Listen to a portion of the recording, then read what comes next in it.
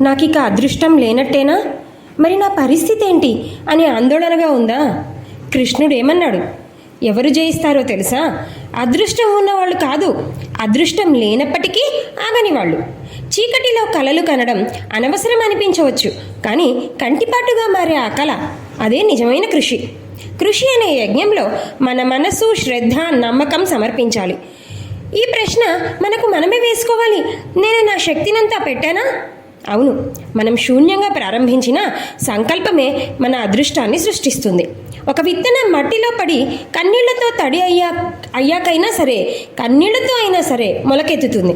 అలాగే మన కృషి, మన కష్టంతో మన అదృష్టాన్ని తడిపించినప్పుడే అదృష్టం పండుతుంది. మరి నన్ను ముందుకు నడిపించేది అదృష్టమా, నాకు సంకల్పమా? కృష్ణుడు మనతో ఉన్నాడు, మరి నడుద్దామా? నీ ప్రయాణం ఇంకా మొదలవలేదు. గీతను చదువు, గీతతో జీవించు. కృష్ణార్పణమస్తు.